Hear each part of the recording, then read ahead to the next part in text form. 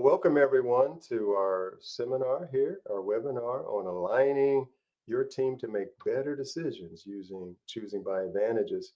My name is Jeff Long, and I will be the moderator for today's webinar.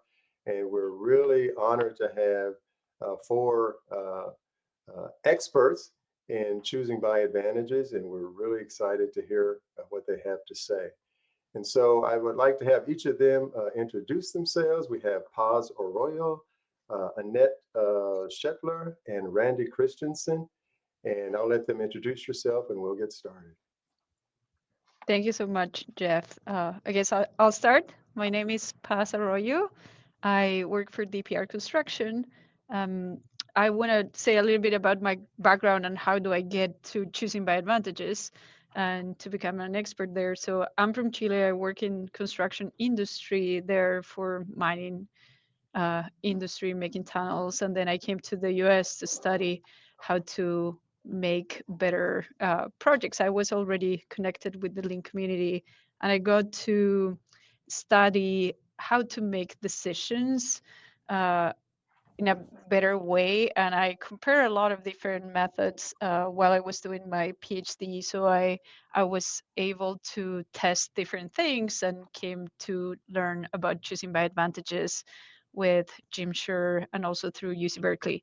And the idea of bringing everybody together and make decisions as a team, it's really powerful. And I was able to teach this later on as a professor in Chile and also work as a consultant helping some of the big tech and also some pharma companies here in the States on how to make decisions and bring people together. So I've been doing this for years, and now I'm lucky at DPR that I get to do this in my role and help make teams decisions from choosing softwares or helping owners make decisions on whether or not we want to rebuild or demo or things like that. So there's a lot of opportunities out there for making decisions.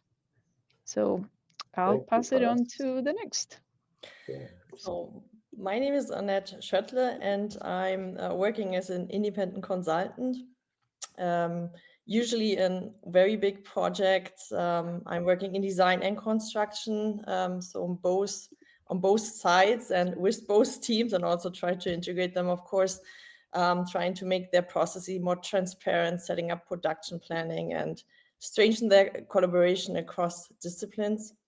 And of course, one big point, which is always gets a lot of frustration in project teams, is decision making.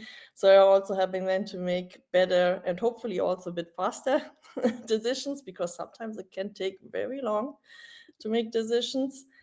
And I think from the background wise, how I came to CBA was that I was studying more during my PhD about public owners. And when you study public owners, you get right away in the system of tendering. And that's why I saw this is a big issue in a lot of projects, how you tender out. And so that's why I came to CBA, because I was listening to a presentation from Paz, and I was like, why do we not do this in the tendering procedure? So that's how I ended up on researching a bit more on CBA. Yes, and I'm joining from Denmark. My name is Randi Christensen, and I'm a sustainability director at an engineering company called CoP that operates worldwide. And we actually have an office as well in North California in Oakland. So hopefully perhaps some of my colleagues will be listening into this. I don't know. Let's see. But I have a background as well as a PhD, being an engineer, and having been working with how to optimize the construction industry for many years in different positions. And I went to live in UK, in London, to work on a big tunnel project. I was part of the leadership team of that, and found there was enormously frustrating that we couldn't make decisions, and things were circling round and round, and things were not moving, and it was difficult to be heard as well. And I remembered that I heard a presentation as well from Paz a while back, and thought, hey, we need this on the project. And we brought Paz on to actually train our facilitators in CBA on that project. And since then, I've been working with CBA and these two lovely ladies as well to spread how we can make better decisions in our construction industry, because it's highly needed and we do need to change our industry. So I'm looking very much forward to having this discussion with you today. Well, thank you, Paz, Annett, and Randi. And as you can see, we have some very experienced representatives on CBA, and I actually a big cheerleader on CBA and helping to spread it throughout Genentech and Roche, and see it as a very valuable tool that each of us can use in our day-to-day work. So as we get started, we always like to hear from the audience. And if there's a comment section that you can see to your upper right, I believe. If you click on comments, that'll allow you to respond to the questions I'm about to ask. All right. So the first being, how familiar are you with CBA? And this is, are you like an expert, could teach it, or are you very new to it and wonder what a CBA is? So where are you on that continuum? Are you on the expert side? Are you very new to it, a novice? What would you say?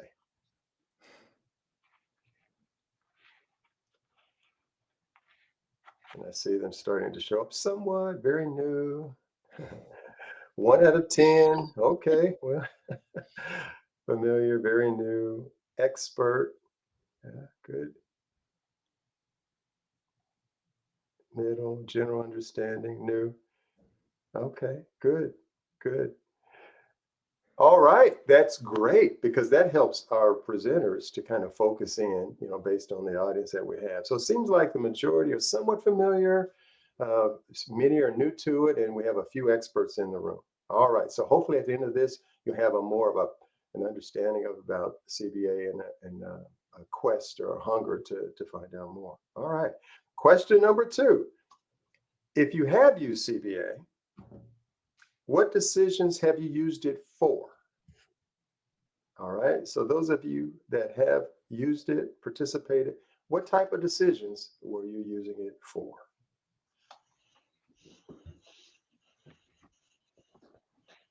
Buying a house, okay, that's okay.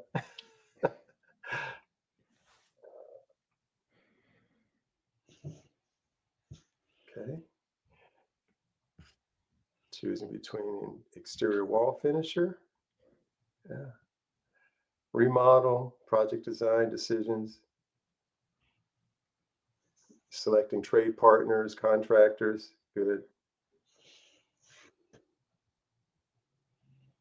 Building structure options, making software decisions. So that's good. So as you can see, there's all kinds of decisions that could be made. And this decision-making method is very robust, and you'll hear more about that. So thank you for that. So all kinds of decisions, from software design to project design, selecting trade partners, contractors, buying a house, going on vacation, what have you. So thank you for that.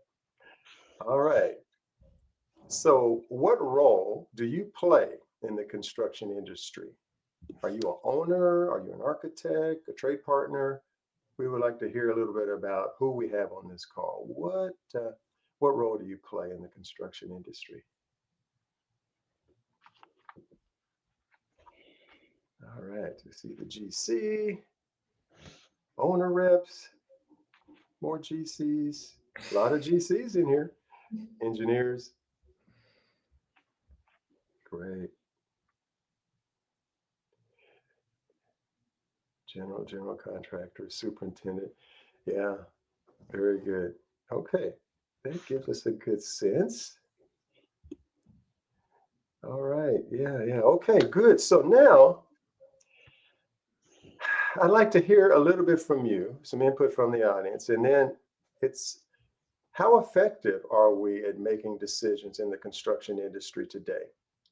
So we'd like to say, just based on your experience, how effective are we at making decisions in the construction industry? And you could think about your company, right? you're involved in some of these decisions. How effective are we?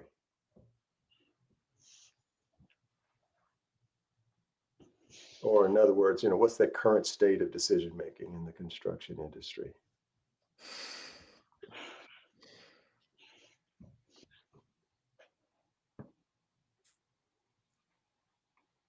So not good. Ted is using data, 4 out of 10. That's good. 6 out of 10, not great. Yeah, that's a good one. Depends on how many people involved in the decision. Very ineffective, 5 out of 10. Okay, not great. So always an opportunity for improvement. Absolutely, absolutely. So it seems pretty consistent that we have a way to go as far as decision making. So that's very clear. So thank you for that. And if you could, Felipe, pull up the next slide. There we go. All right. In this slide, you'll see a little QR code there. And I'd like for you to just scan that and respond to this question. What are the biggest barriers to decision making? Now, what I would like is it could be a word or a short phrase. A word. And you can submit more than one, but submit them separately. Okay. So biggest barriers to decision making. They could be, you could submit 3 one-word choices or however you like, but keep it short.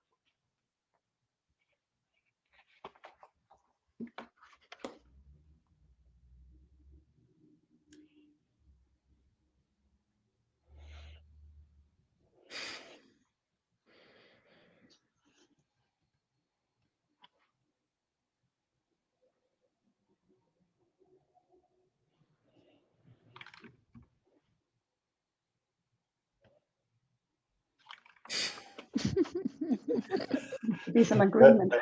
Yeah. Too many stakeholders. What do? We kick people out.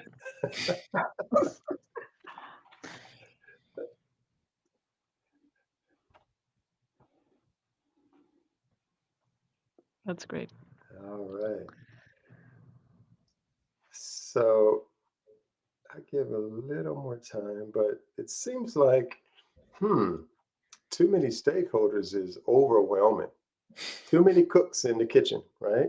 And so that's really good. So hopefully we'll hear a little bit about that, because in the decisions that we've all participated in, we've seen that, right? We've seen varying opinions. We've seen different viewpoints, different biases, or different agendas, and having a lot of different viewpoints could cause some irrational or ineffective approaches to decision making, right? Like the strongest wins or whatever. But we're going to hear how we can take advantage of the stakeholders in being involved in an effective decision, a sound decision. All right. So thank you for your input. And now we're going to have the panel share a few insights. And then after that, we'll open it for questions that you may have, all right, from the audience. All right. So our first question, I'd like to give it to Randi. What are the roles involved in effective decision making? Yeah, thank you. And I think it goes very well with some of the answers we just saw that the audience gave to what are the barriers, perhaps. I would say if you're having sometimes the questions of who's making decisions on a project, at least what I found that people were pointing to what you can call the king of the project, the ruler of the project, right? The person that kind of have a mental process of what is right and wrong and judge fairly to go left or right. And that's normally when you're asking about decision making on some of these projects. But actually people are thinking something different often. So if I can bring up the slide with the people on it of what they're thinking about decision making, I would say that sometimes, and this is not the efficient, I think, decision maker, but what I see often in the projects I've been working on, that you have the decision makers that actually do not really have the idea of how to ask for more alternatives and ask for different things. So they might give out like few specifics for a project or project team to solve. I often see advisors that can come in early phases, client advisors saying, you know, they're delivering a solution that is within the specified requirements. So, you know, what more is expected of us? And then you might have a lot of specialists. And I also saw that in some of the answers just before, that people were saying, hey, they don't have the technical knowledge, these decision makers, because we have a lot of specialists out there that want to contribute, but, you know, don't really have the time. They might have a gut feeling of something to be done better. And even suppliers or general contractors as well, that again feel that perhaps they're set in the world to deliver on time and on cost what is specified and nothing more. So I don't know if it might be just the projects I've been on that has been special, but these are some of the kind of statements I get the feeling about when I have these conversations in a safe environment with people on the project. So you can move away from the slide now if you want to, but what I see then is perhaps involved in efficient decision making is that we do need to consider these different roles for decision making, because they each have a part to play in decision making. It's not just this fair ruler or the king of the project that needs to judge what is right and wrong, because the projects we're involved in these days are so complex that no single person can have all this technical knowledge that is needed to make these decisions. So we do need to spread out this perception of decision making from being a point of time that a ruler judge to actually be a process where you involve more people. And what I've seen on projects is that you will always have this final decision making, the authority that actually have the ability to make a decision. But there's a lot of people who has a lot of knowledge to contribute with and have a role to play that's really important. And we need to define that. And that's why we've been working with decision making for many years, of spreading it out to being an inclusive process that people can contribute into. So I'll give an example of these different roles. I was on this infrastructure project in UK that I just mentioned in the introduction, where we were building a tunnel east of London, and kind of the length of the tunnel was set by an early phase with not much considerations in it, but I was kind of made a solution that's doable within the requirements. But the tunnel expert, the tunnel director, came to me and said, hey, I have a gut feeling that we can gain much more value out of this project if we make a longer tunnel. But I'm just a tunnel expert. I don't know how to kind of assess these values. So, and because we had choosing by advantage part of this project, he knew that there was a process. He knew that he had a role to play, because he came with the idea of an alternative. So as a specialist, he came up with an idea and saying, I think we can deliver more value to the client by doing something else here. And with having a structured process around it, we could involve then more people to actually assess what is the value of making something else on this project, making a change, bringing in an alternative. So we could see that this new alternative will bring in much more value to the client in terms of environmental impacts, in terms of social value to the communities, but also actually more value to the client as well in the end. So the efficient roles, the roles of efficient decision making, is more than a decision maker. It's someone who sets out a vision of what we're doing, what are the value we're looking for. You have then also a lot of specialists that can help define these alternatives, but also assess it within different factors. What is actually the difference between these alternatives, and bring the skills and the knowledge to the table in a structured way, so that you can assess what is good and bad, or what is more valuable in this situation. So it's just important for us to say that there's many more roles, and I don't think we have too many stakeholders. I just don't think we have an efficient process of actually involving them in a way so we can have a structured conversation, allow the decision makers to set the ambition level, make the final decisions, allow the specialists to come with the specialist knowledge to the table, but then again withdraw sometimes because they're not judging what is more important. So I think that is one of the key points of this. We have a lot of different roles in decision making. We just need a structured process and an understanding of what is needed to make efficient decision making. All right. Well, thank you, Randy. That was a very great overview, and you started alluding to some of the steps involved in the choosing the decision making method. And so, Paz, I'd like for you, if you could, is to share a little about an overview of CBA and maybe give us a simple example so some of our those in the audience can get a sense of what CBA is all about. Yeah, happy to do that. And I do have a quick example here on choosing a basketball player, just to put us in the mindset of how do we compare different things.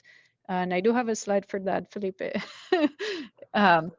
But just going back to what Randy said, right? We do need a structure, but we have different roles.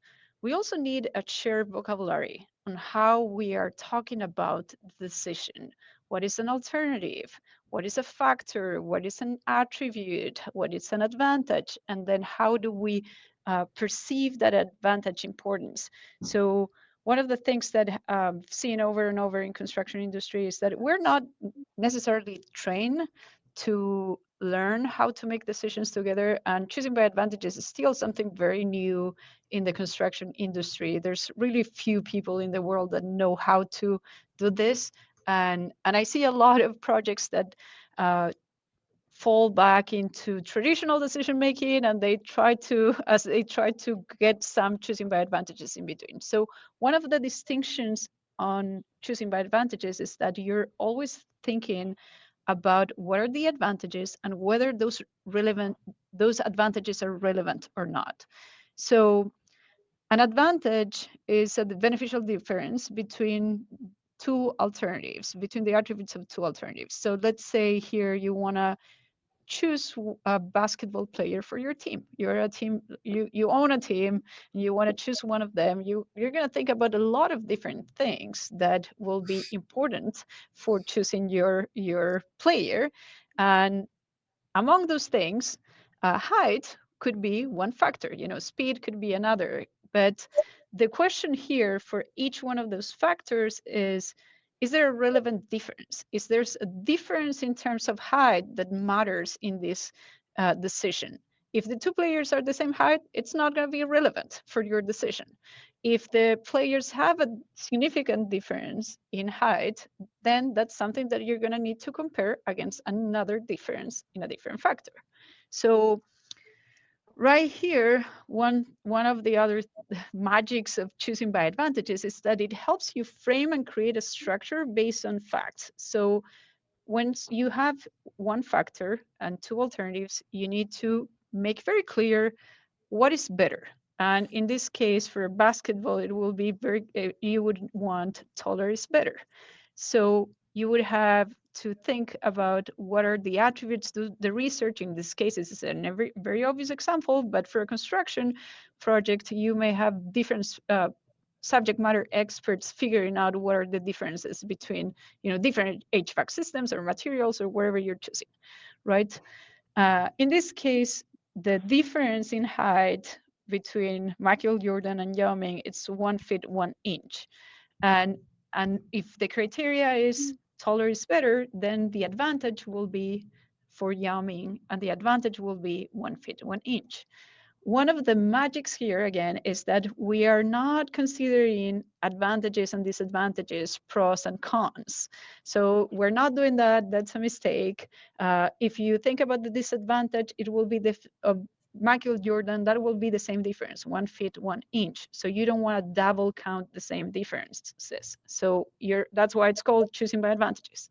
So you only look at the positive side, and if you think about a disadvantage, you can always frame it as the advantage of another alternative.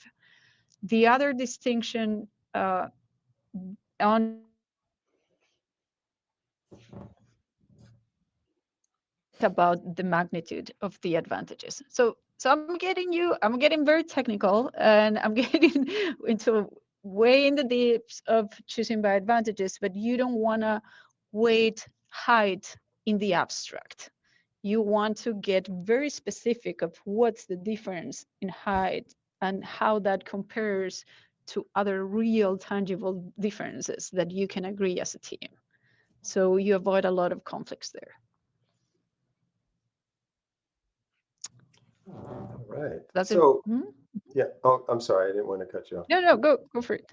No, I was going to say, no, that's good. And talking about the differences, and you mentioned that that's a factor. Height is a factor between them. There's other factors important as well, right? In choosing, making that effective choice. Yeah. So maybe you can say a little about that, and maybe how CBA is preferred against other methods, like the other traditional ways. We take measures and we weight things and all of that stuff. Yeah, so traditionally what you would think is like, oh, I think height is important, or speed is important, or performance, or the personality of the player is important, how it gets along with the rest of the team, and you could assess these things differently, but you don't have to agree in the abstract about what's more important. You don't have to weight the factor, or like the factors that I just mentioned, height or speed. You go more into the actual data and figure out, is there a real difference?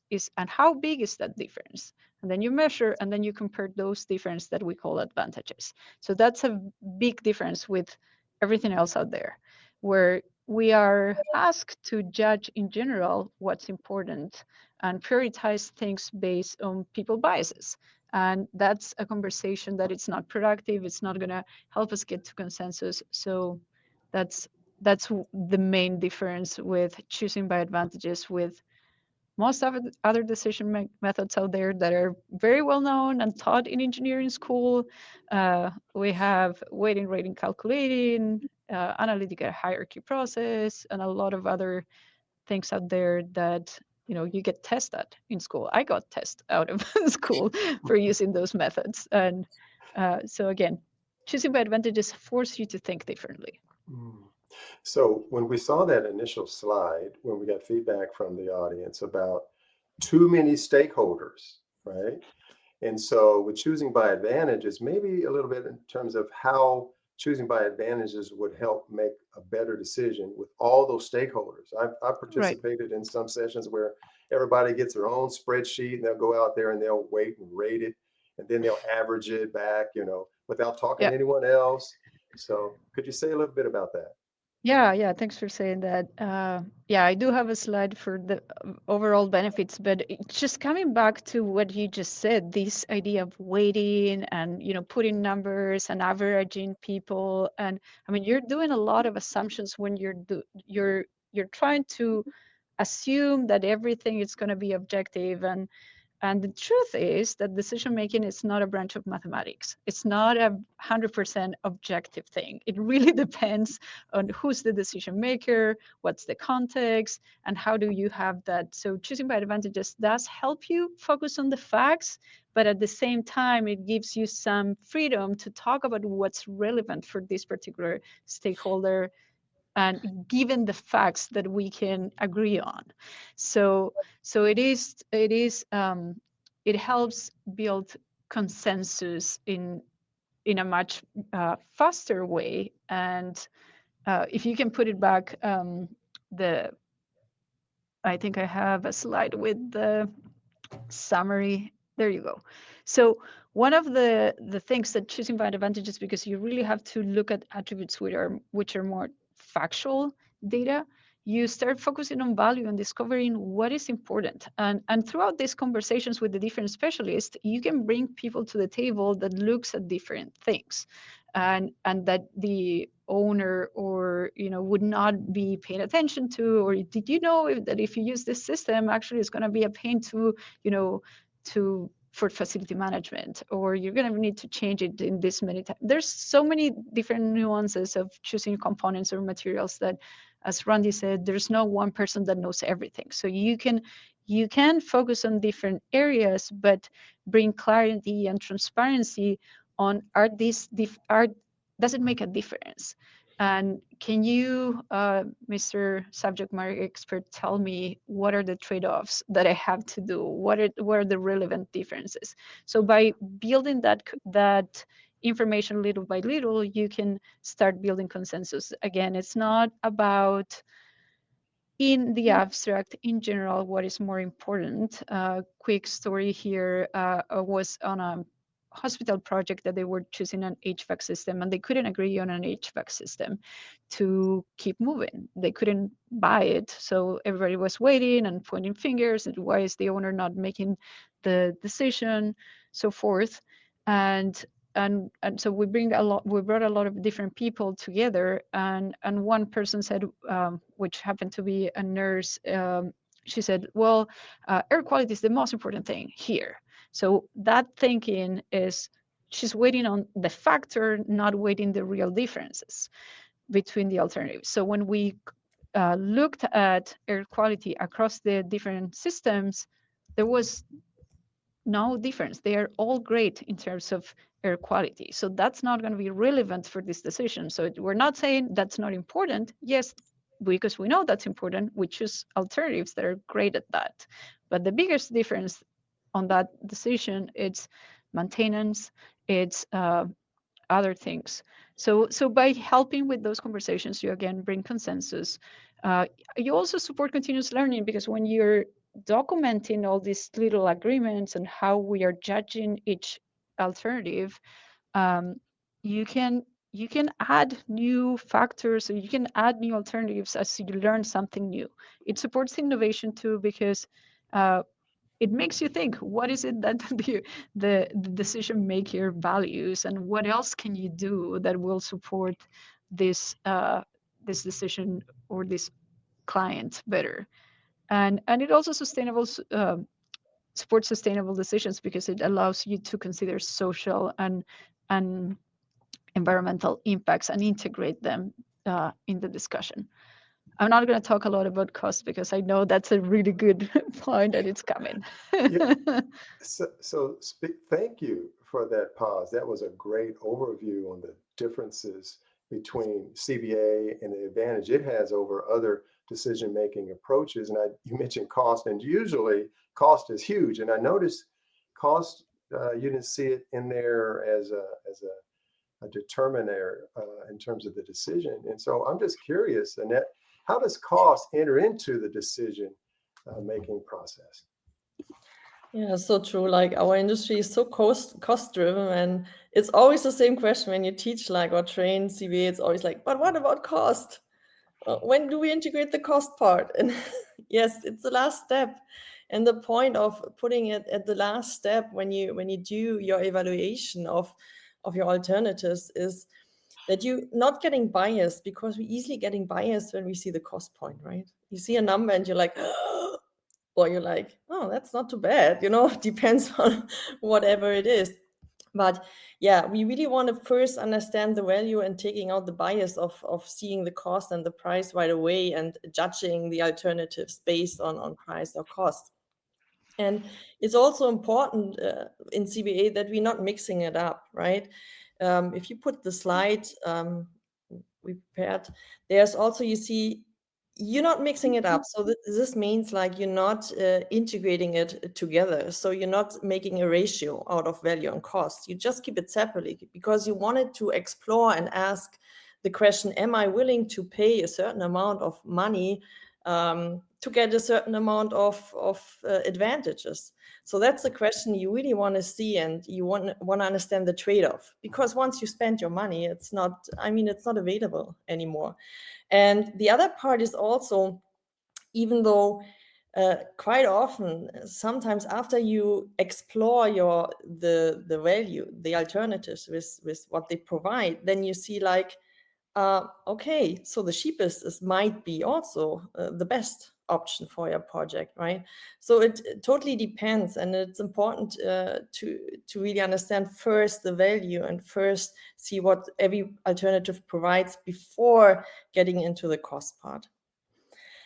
And yeah, I think that's why it's so important, and that's why it's important to put it last, because what we see usually is quite often it's getting just judged by cost or price without even having a look on the value, or you assume, like you're making like this assumption that, oh, if it's more expensive it might have better quality, but it doesn't has to be, or you think it might provide more value but sometimes it's not, or you go just with the cheapest and you say, like, because I don't want to spend much, but then it doesn't provide any value for you because you didn't check on the value. So that's why it's so important to first have a look on what is in for me before putting in the money.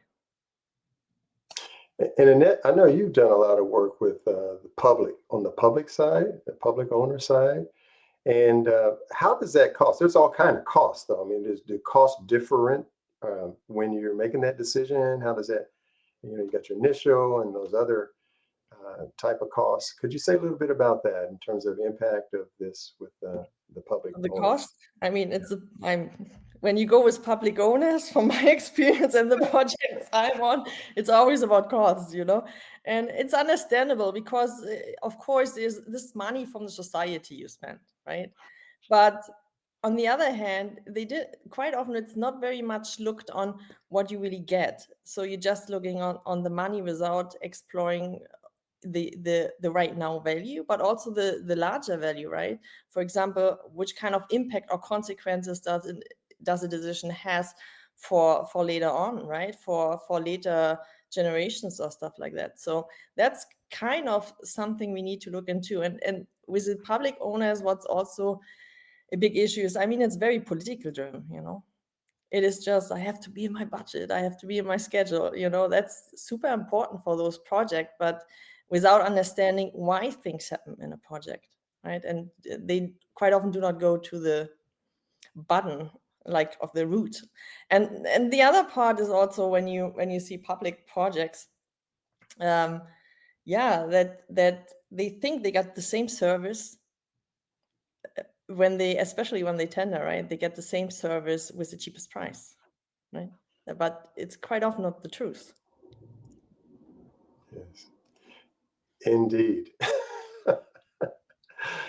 It's so, thank you for that. That's a real critical one that you had pointed out, that in terms of the initial impact, the budget conscious, and then the long-term evaluation in terms of sustainability and maintainability. And speaking of sustainability, how does CBA, this is for Randi, how does CBA allow for consideration of sustainable or novel solutions versus other methods?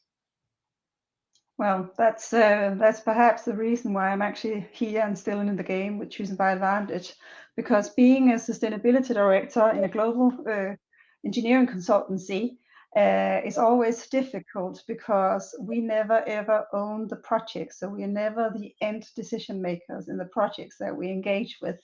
There are clients sitting there. Sometimes they're political driven, sometimes they're very cost driven, but we can only advise them in different things. And what I found is actually that Choosing by Advantage can be a really gate opener for a lot of conversations about more sustainable solutions in these projects. For example, when you have clients, they have strong sustainability strategies or commitments that they already signed up to. And I see that a lot. They might have said something, in the media or in their kind of annual report that they want to achieve certain things.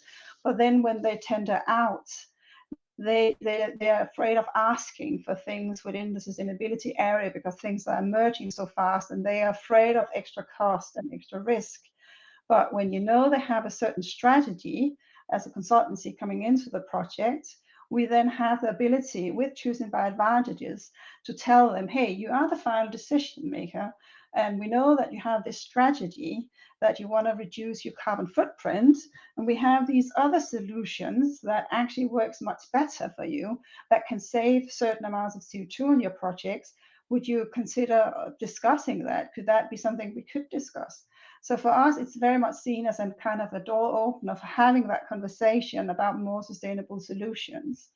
For other clients, I sit on the other side and then help advise clients of how to have that conversation with the supply chain. And they're again a bit afraid of how can we kind of have that discussion without bringing extra costs and extra risk into the project. And every time I tell them, if you're very clear on your mission, if you're very clear on where you want to go with this, you have a whole world of engineers and general contractors and suppliers out there that actually do want to do something better in the world. They just need kind of a door opener for actually having that conversation. But as an owner, you also have to be aware that, as we said before, these benefits, these advantages sometimes comes with a trade-off.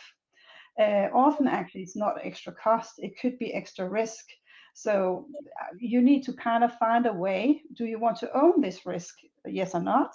And if you are and you're getting the right advices there, you can own these risks and then go with an alternative you did not ask for. And I've seen in some major projects as well that you've seen amazing achievement with this attitude and this approach. We've reduced to 50% of the carbon footprint on some metro projects with this approach as well.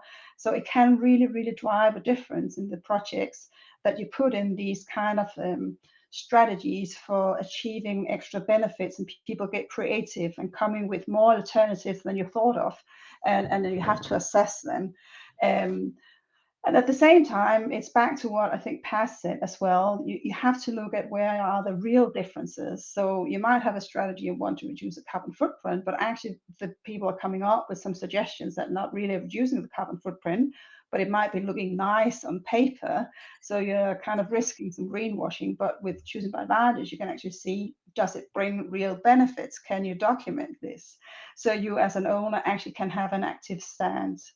And for Copenhagen municipality right now, we're using this as a way also to kind of help the politicians actually drive the policies into the projects. So if they have like a green profile or whatever, you can both hold them a bit accountable of saying, hey, you're elected on these premises, on these pledges, and now you have something to choose from. Do you want to go in that direction? And on the other hand, the politicians who are not the specialist knowledge in these fields now get much better advices of which directions to go with some of these projects, and they feel more comfortable of actually making real decisions instead of just putting a stamp on a solution that might be the best fitted, but they don't know because they're only presented with a solution, not a range of alternatives. The politicians also feel better, which have then actually driven the time down for making these decisions in Copenhagen's municipality right now. So I think really CBA can be a driver, I mean, to actually bring real sustainability with real tangible benefits into our projects. And that's why I'm here, and I could keep talking about it because I'm very passionate about this particular subject, but I'm sure we have other questions that are relevant as well. Yes, thank you. Thank you all three for that great quick overview. But for all of those attending the webinar, you'll be able to replay this, so you can get your pencil and paper out and take notes if you happen to miss some of the key points.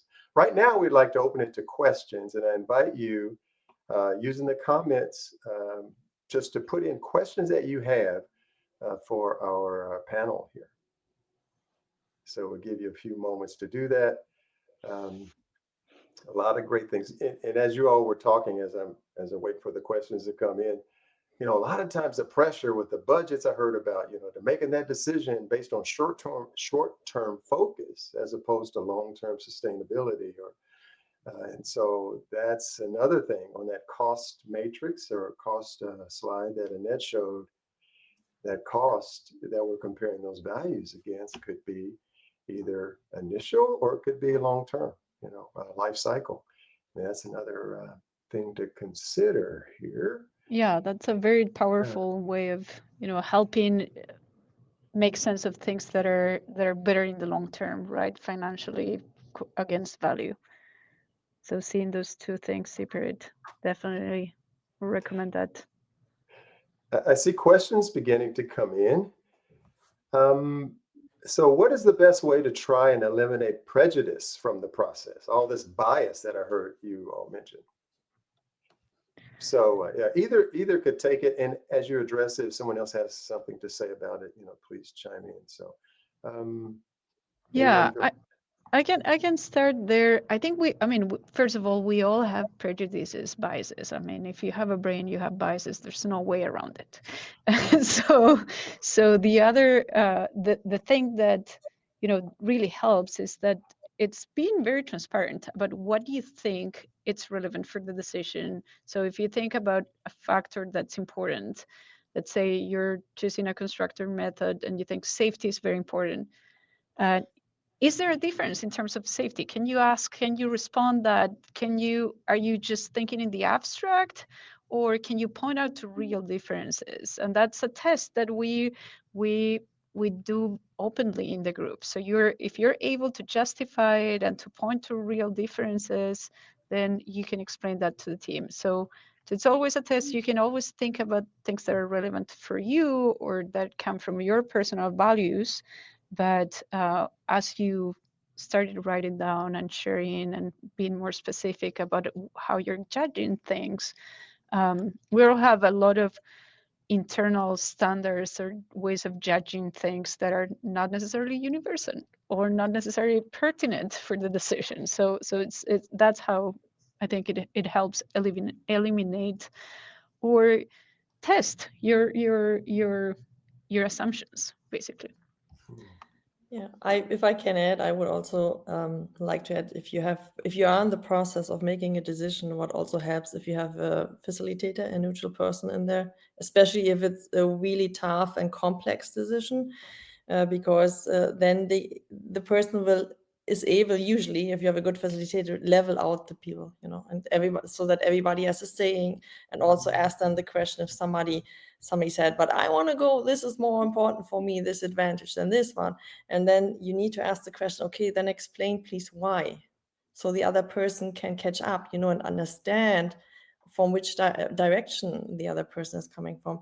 So that can help a lot to make it a bit more smooth. Yeah, there's another question came in here. You mentioned about factors, and someone asked about sharing an example of how to use a CVA process to make a decision. And I'm not sure we'll have time for that, but we will have information to share about that. But how many factors, should one use? You're going to choose between two alternatives. How many factors? I was involved with decision when we started out with like 35 before we narrowed them. But how many factors are appropriate? Yeah. I think I would like to jump in here if possible. For a lot of the projects I've been involved in, I'm agreeing with you there as well. You can start with a very long list of different factors because people are kind of having the fear of missing out. So if they cannot come up with a number of relevant factors within the discipline, they're afraid, they're not important. But then when they trust the process, you don't have that long list of factors. And honestly, I've never ever facilitated a decision where it didn't end up with 5 factors or fewer that was decisive for that decision. So normally when people saying what is needed, how many, I'll always challenge if you have more than 5 factors, I'm pretty sure that the last ones, there's a lot there that's not really needed because there's not really a difference that has to go into the decision. But again, it's a process of then perhaps sometimes also combining factors because they're driving in the same direction. So it might be same words, but for, judging the same difference. So as a facilitator, you get that feeling and you learn to understand that picture. But again, start with a long list. People feel safe. You can couple them in different ways, but I'll challenge you. Show me a decision that cannot be made by 5 factors. If I can add, I had decisions with a bit more factors and also quite much alternatives, but I agree. Usually, if you have a lot of factors, some of them you can kick out because there's not a big difference. It's also and I agree. By discussion they reduce them by themselves out, and then sometimes you're just pulling another expert in or 2 other experts, and then they tell the team, you know what, those factors make no difference, just cut them off. It's so minimal that it doesn't have any impact. So it's very interesting when you trust the process how you can reduce the information and get clarity to the real important facts actually. Yeah, I agree with that. You can definitely reduce them. Typically, you start with a lot more than what you need. I remember one time we were choosing a software here at DPR, and we had a lot of different departments had a say, and every department had their list of things they wanted to check with the different software vendors. And we started with like a really long list, like 80, and then at the end it was more like 15, or 10. So it was really not, there's always, like, again, people start with a lot more than needed. So I'll stop there. I think there's a lot of good questions coming. So with that though, that's the factors. Those are Yeah. the different ways that we're Yeah. going to choose between these different alternatives. I saw a few questions here. How many alternatives should there be a limit to how many options or alternatives you're choosing between? I can start with that one. I don't think there's a limit, but you can find strategies to, represent alternatives in a more reduced way. If you have 3 alternatives to 3 to 5, I think it's manageable. Like when you start trying to compare 10 alternatives, it gets really, really, really hard. That being said, I've tested choosing by advantages with 1,000 alternatives. So using like representation of when you're using computational models to create alternatives to test different designs, you can do it, but you need like some sort of representation for people to make sense. Like a human being cannot make sense of 1,000 alternatives, but just yeah. And then in addition to that, as you'll answer further, there's some kind of input that goes in there, right? In terms of what's a must-have versus, well, that's on the factor side, but yeah, it's not all just putting it in a box, but there's some discussion that takes place Exactly. And the interesting part, what you quite often see and when you use traditional methods, is that then they must have criteria. Even though an alternative doesn't provide it, they still don't cut off the alternatives, when they go on the traditional way. And then when CBA can say, it's not there, you need to cut it off, get rid of it, it's very interesting. But I also see people, inventing more alternatives through the process, because they suddenly find out that actually a benefit or an advantage you can see in one alternative, you could actually get the same one in the other alternative with a few changes. So it actually brings in a creative process that also brings in more alternatives, and you get these optimization, this value management brought into the play as well. So versions of different alternatives could also be a way of reducing the numbers. You showed that slide about value. We talked about the total importance of advantages to decide between which alternative, which contractor, which option we're going to choose. What about, let's say you go through there and you come up with those numbers, is that it? So let's say one had 300, another 200, another maybe 150. So it's 300, is that it? And do we do anything else after that? Is that the decision? Well, I can jump in here and say, well, it's never a mathematical exercise where a number decides for you. It's not a black box. The numbers, when you have the weighting of the advantages, is a kind of a tool for discussion, is a tool for kind of calibrating the group as well of do you agree on this picture? Does it look right? Is this in the direction we're going? And a lot of people I help with these decision making feel that they are cheating if they're then going back to adjusting on the importance of advantages or even the attributes. And it's not cheating. It's still kind of, again, refining the decision and defining what are the most advantages, the most important advantages in this picture. And you are allowed to go back and forward and iterate that if that makes you clever, as long as it doesn't become a power game. And that's where the facilitator, of course, needs to be part of this to kind of also help out that it's a fair conversation. But again, with choosing by advantages, we use the numbers as a kind of tool for collaboration and for discussion. It does not dictate what is right and wrong. And of course, you as well need to, at the end as well, assess the trade-off also with the benefits, advantages, with the costs. So that, of course, also plays in at the end of a decision. Well, we've reached the end of this webinar, and it seems like time has just really flown by. And what I would like for each of you just to share a takeaway, your final thoughts and a takeaway. So we'll just start with Paz. All right. Well, this is not my takeaway, but definitely we recommend this book here on the screen. Here it is. Building Decisions. One of the things that I do want to take away, or for you to question, is how are you making decisions today, and be aware of that. And I think most people don't realize that one of the most important decisions you're going to make in your life, it's how you're making decisions.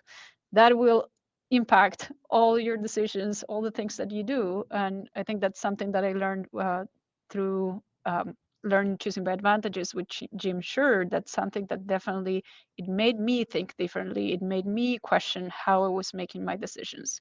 So if you're not aware of how that's happening, I recommend you spend some time studying and learning. There's better ways. Thank you. If I should continue, I also go a bit more about learning, but also about when you do decisions, really explore your alternatives, the differences of the alternatives, have a really deep look into it. And also, even though we had at the beginning that there's like too many stakeholders, try to get them into the process, because it will help to see different perspectives, the decision from different perspectives. And this will help you to make a way more stable decision, which is be more easily to be implemented. Because what usually happens is that when you're on the point of implementing a decision, then it gets questioned. And then it's too late to question it. You know, you need to do the work up front. Yeah. And I want to put in there that, going back to the first question you had to me, Jeff, I think, you all have a role to play in sound decision making, no matter whether or not you're the final decision maker or you're the one who has to present these alternatives. So if you think things are not going the way it should be doing, if you have ideas for making things more sustainable, then please make people around you aware that you see alternatives. So even though you're not the final decision maker, you all have a role to play in decision maker. So just be aware of that. I think we all need to help to make better decisions for our projects and drive them in a more sustainable direction. Very good. Actually, we are right slightly ahead of time, but I'd like to